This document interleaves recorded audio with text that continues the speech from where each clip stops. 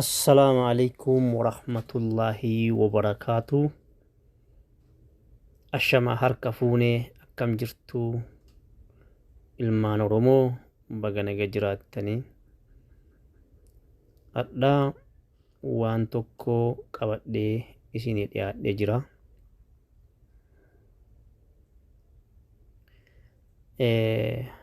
WhatsAppiin akkuma Facebookiin afaan Oromootiin tajaajilaa jiru, Telegiraamni, aappileen garaagaraa afaan Oromootiin tajaajilaa jiru, dhaabbanni Googilaa WhatsAppiinis akka afaan Oromootiin tajaajilu eeyyamee jiracha guyyaa kaleessaarraa. Kanaafuu WhatsAppii keenna akkamitti gara afaan Oromootti jijjiiranna ka jedhu isinitti himuudhaaf.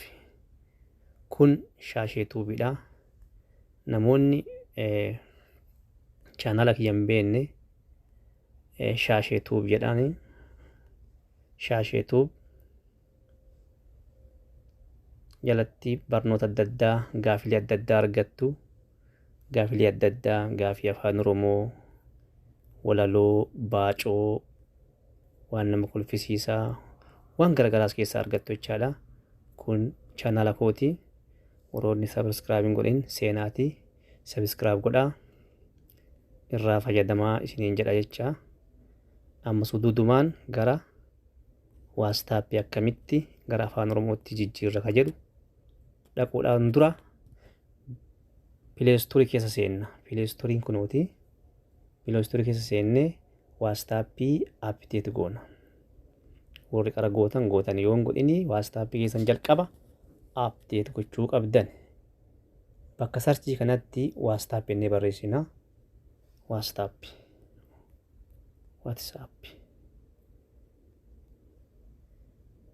Sarchi goona. Anduraan appiteeti waan godheef oppiinnaan jedhaa jira. Isin ammoo bakka kanatti appiteeti jettanii haaromsitu jechaadha. Oppiin jedhee seenaa. Oppiin jedhee yoo seenu WhatsAppii kiyyaa afaan Oromootiin hagammaa hin eegalle Ingiliffaan jira jechaadha. Ingiliffaan jira. Kanaafuu meeshaa sana tuqee ilaallu. As dhufnee settingii tuqnaa. Afaan Oromootti tajaajila kennamu hin kennine. Ingiliffarra jira jecha hundi isaa. Account chat, notification, storage data, help, invite friend ka jedhu afaan Ingiliffaatiin jira jecha. As keessaa baanee eessa deemnaa? Settingii deemna jecha. Settingii keessatti WhatsAppii jalqaba settingii keessatti afaan Oromoo qajeelfanna. Settingiin kun as jira. Settingii as jira. Settingii kana eega dhoofne booda maal goona?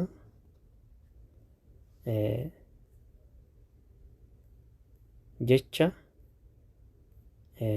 General Management jedhu bira gidhanna jecha. General Management.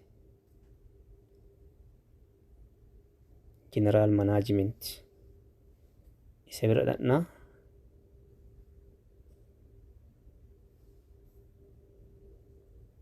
General Management warri argattanii General Managementiin kunoo isa kana jechaadha. Isa kana General Management isa kana appii jecha appii jedhu jalaan jira. Isarratti cuqaafna. Yoo isarratti cuqaafnu maaltu nuu baha? Jalqaba irratti language jedha. Language Englishidha. Language kanarratti dhoofna. Yoo dhoofnu language jalatti the language at the top of the list will be used to default. If an app doesn't support your default language, the next language in list will be used instead. Tokkoffaa irratti English, United Kingdom, lamaffaa afaan Arabaati jecha. Kanaafuu add language jedhu kan dhoofna jecha. Lakkoofsa lama jalaan kan jiru kana add language kanarratti dhoofna. Yoo isarratti dhoofnu afaan garaagaraatti nuu baha. Afaan biyya adda addaatti nuu baha. Afaan Oromoo ammaaf as keessa hin galle. Akka afaan Oromoo as keessa galuuf maal goona? Gubbaa kanarraa tuqaa sadii irraa gadee jirtu tana jecha. Tuqaa sadii irraa gadee jirtu tana isirratti cuqaafna. Yoo isirratti cuqaafnu maaltu nuu baha? All language jedhu nuu bacha. all language isarratti dhoofna. Yoo isarratti dhoofne afaan oromoo nuu baha jechuudha. Oromoo ka jedhutu baha.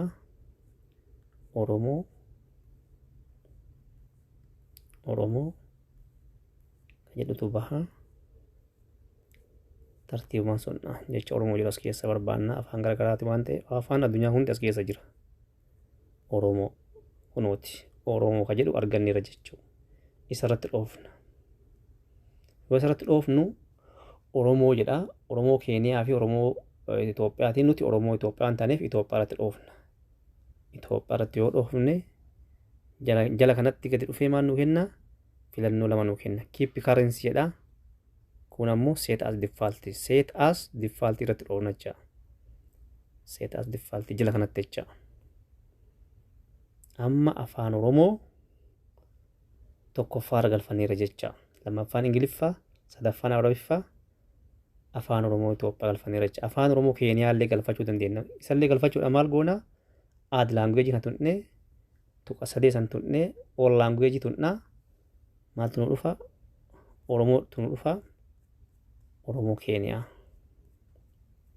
Oromoo Keeniyaa. Isarratti dhoofna oromoo jedha. Keeniyaa irratti dhoofna jecha. Kanaafuu oromoo Keeniyaa tokkoffaarra jira. Oromoo Itoophiyaa lammaffaa. Nuti amma oromoo Itoophiyaa irratti raayitii godhan ammaaf appilaayi. Tokkoffaarra oromoo Itoophiyaa godhan. Amma isa dhannaa suduudaan gara waastaappii deemna. Oromoo Itoophiyaa afaan jechuun Keeniyaa Oromoon akka Keeniyaa illee jirtu hin beektanii loqoota garaagaraatu tura oromoo kana keessa waan ta'eef kanaaf bifa lamaan qopheessan natti fakkaata. Amma suduudaan waastaappii deemna. Waastaappiin kenna amma afaan oromootiin tajaajila kennuu eegale moo hin eegalle kan jedhu adda baafachuudhaaf. Waastaappi. Kunooti jalqabuma gubbaarra maaltu jira? Kun olaanaa bakka silaa chaatee jedhutti maal jedhama? Haasaawwan jedha. Haasaawwan haloojii bilbiloota jedha. Mee tuqaa sadii kana tuqnee irraa gadee kana tuqnee laalla. Yoo isa tuqnu maal jedha? Garee haaraa jedha. Tamsaasa haaraa meeshaa waliinidhaan ergaawwan urjeessaawwan qindeessituuwwan. Amma guutuutti waastaappiin kenna afaan oromootti nu deebi'eera jecha. Qindeessituuwwan ka jedhu dhuma kanarratti jecha. Qindeessituuwwan ka jedhu kun sitiingii jecha. Sitiingiidha. Isa gadhoofna. Isa yoo gadhoofnu piroofaayilii keenya jala nu galcha. Kan olaanaa afaan oromootiin hundisaa afaan oromooti kun inni hundisaa akkaawuntii jedha. Haasaawwan jedha. Yaadachiisota jedha. Kuusaa fi daataa jedha. Gargaarsa jedha. Hiriyyaa affeeri jedha. Kanaafuu amma waastaappiin kenna guutuutti afaan oromootiin nu deebi'eera jechuudha. Horoonni isiniin galle gaafii koomentii irra gaafachuu dandeessu. Ammaaf kanumaa amma waastaappiin kenna afaan oromootiin tajaajila eegaleera. Baga gammaddan baga gammanni isiniin jedha. Galatooma.